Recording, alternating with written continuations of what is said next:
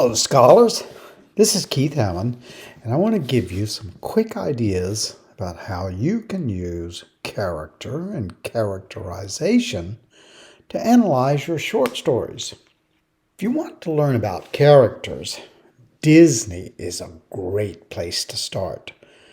Because they're telling stories first for children, Disney makes the character of their characters immediately obvious to even the youngest viewer.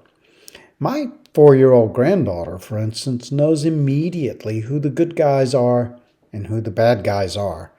She knows the primary characters and the secondary support characters.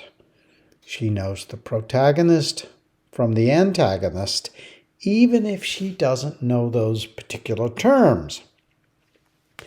Of course, Disney tells stories for children, and we are adults, so the characters that we will read this term tend to be more sophisticated than Moana or Cruella. Consider Miss Emily in William Faulkner's short story, A Rose for Emily. Is she a good guy? A quirky old lady who can't keep up with the changing times? Or is she a bad guy who kills her lover and sleeps with his decaying corpse for 40 years? You really can't imagine Minnie Mouse doing something like this, now can you? No.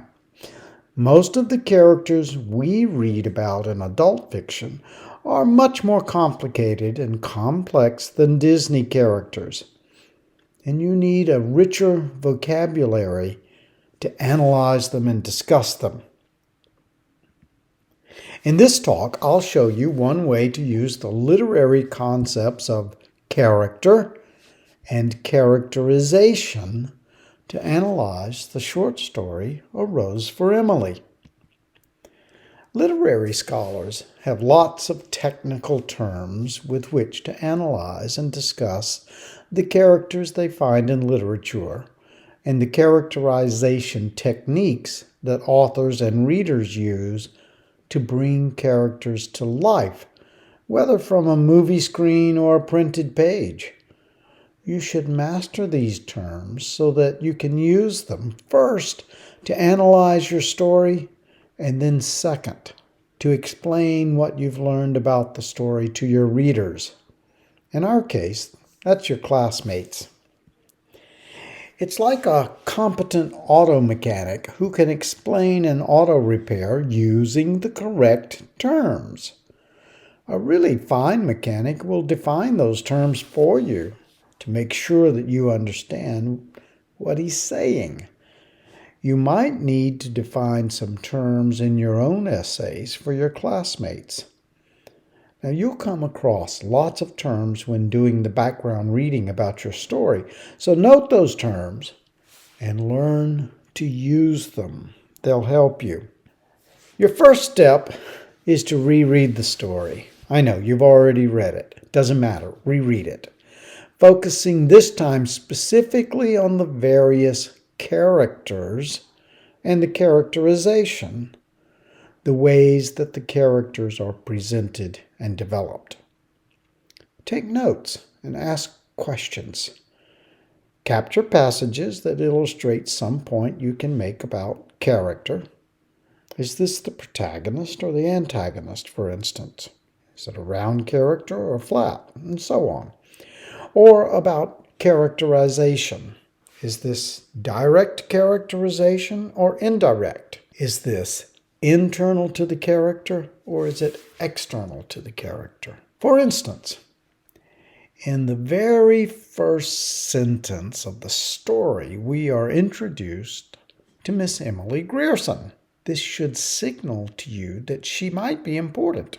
Of course, if you've read the story, then you know that she is the protagonist, the main character, the hero of the tale.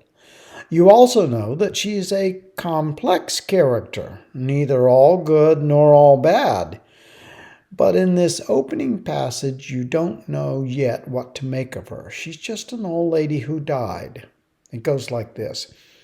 When Miss Emily Grierson died, our whole town went to her funeral. The men through a sort of respectful affection for a fallen monument.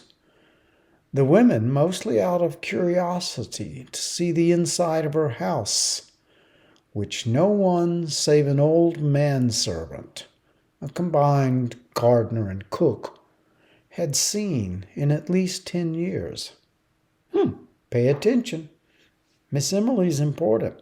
But then something interesting happens. The narrator shifts our attention away from Miss Emily to her house. If you're reading carefully and closely, you should ask why. The townspeople could have talked about lots of other things in Emily's life, but they chose the house. It had once been white. Is that important? That color? And impressive with cupolas, spires, and scrolled balconies. But now it's dilapidated, no longer white. Is that like Miss Emily? The house is old-fashioned. Again, you should be thinking, Miss Emily was kind of old-fashioned. What's going on here? The house had once been part of the most select and fashionable neighborhood, but now it's in a low-rent section of cotton warehouses and gasoline stations. Oh, is this like Miss Emily? Bet it is. Finally, we learn that only the house is left.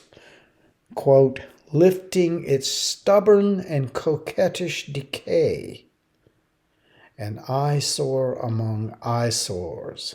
Is this a house? I mean, really, how can a house be coquettish?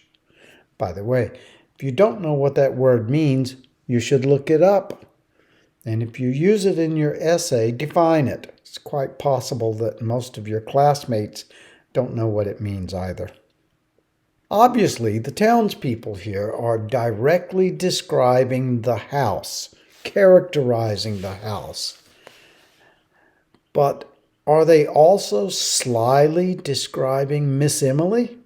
Well, I'll bet they are, and you should note that. Finally, the narrator places Miss Emily among the, quote, ranked and anonymous graves of Union and Confederate soldiers who fell at the Battle of Jefferson. End quote.